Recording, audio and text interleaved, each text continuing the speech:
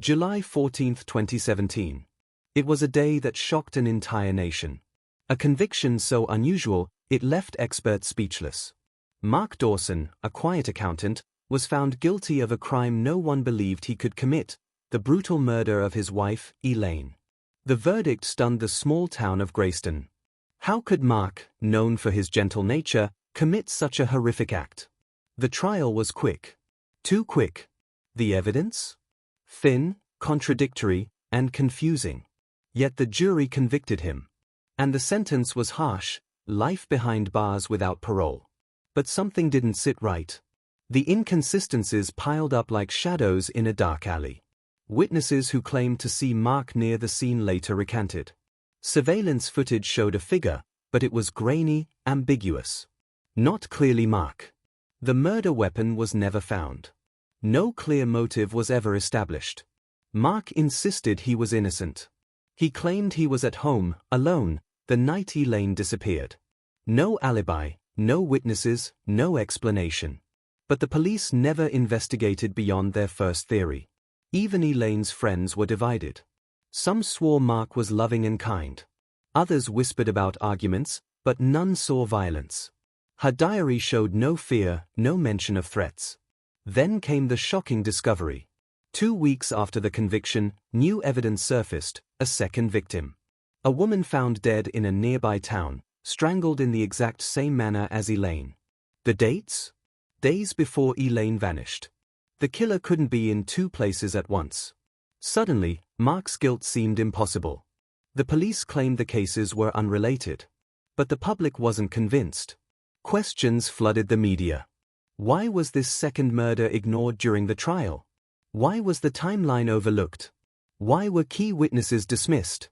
Then the twist: the second victim had a connection to Mark. Not personal, but professional. She worked at the same company, same department. A link that the prosecution never mentioned. This revelation cast doubt on the entire case. Had the investigators rushed to judgment? Or was someone hiding the truth? Mark's lawyer filed for a retrial, citing new evidence.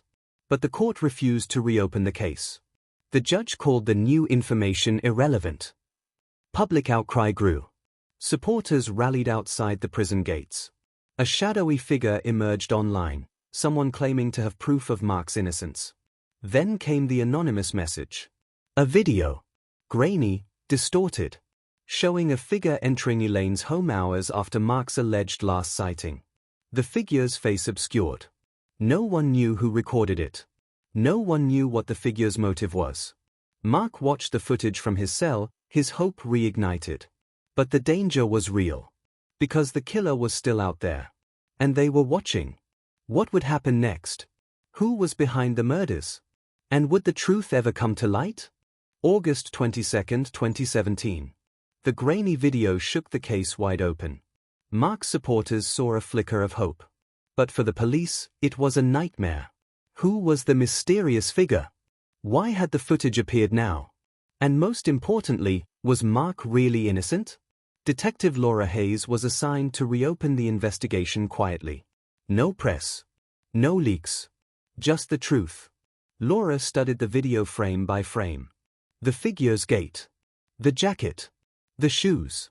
A pattern emerged. The same shoes were spotted near the second victim's apartment days earlier. Laura dug deeper. The company where Mark and the second victim worked had a secret.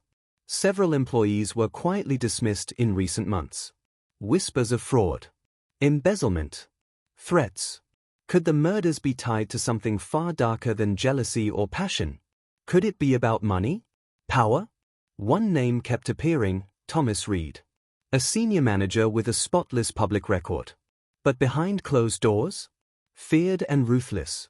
Laura's informant warned her to tread carefully. Reed controls everything here, the informant said. Cross him, and you'll disappear too. But Laura pressed on. She obtained records linking Reed to shady offshore accounts. And worse, he was seen near Elaine's house the night she was killed. Confronted with the evidence, Reed denied everything. He smiled coldly. You're chasing ghosts, detective. But Laura wasn't convinced. She requested a warrant to search Reed's office. Inside, she found a locked drawer. Breaking it open revealed photographs, disturbing images of both victims, marked with dates and times. And a note. Next victim, unknown. Laura's blood ran cold. Someone was planning another murder. Suddenly, her phone buzzed. An anonymous text. Stop digging, or you'll be next. That night, Laura felt eyes watching her every move. Shadows lurking outside her window. A soft knock at the door, then silence. The case had become personal. Mark's fate now depended on Laura's courage to unmask a killer more dangerous than anyone had imagined. But with every step closer to the truth, the line between hunter and hunted blurred. Because in Greyston, some secrets are buried for a reason. And some monsters don't want to be found. September 30th, 2017. The walls were closing in. Detective Laura Hayes' new time was running out.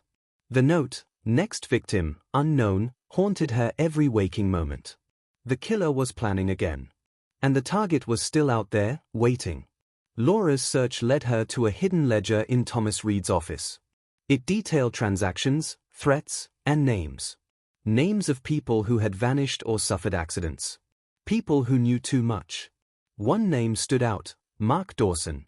Laura realized the truth was bigger than a simple murder. Mark was a pawn in a deadly game of corporate greed and betrayal. But exposing Reed meant risking everything. The night Laura planned to arrest Reed, her phone rang. No caller ID. A voice whispered, cold and calm. Stop now, or the next name will be yours. Suddenly, the power cut out. Darkness swallowed her office. She felt a breath on her neck, then silence.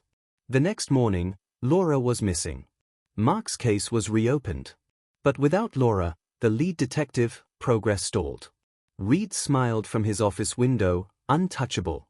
The town whispered. Was Laura another victim? Had the killer silenced her? Mark sat in his cell, the only man left fighting in a system built to bury the truth. But then, a letter arrived. No return address. Inside, a single photograph. It showed Laura, alive, eyes wide with fear. And behind her, a shadowed figure, watching. Beneath it, a chilling message. This is far from over. The truth remains buried. The killer still walks free. And somewhere, Detective Laura Hayes is fighting for her life, and for justice.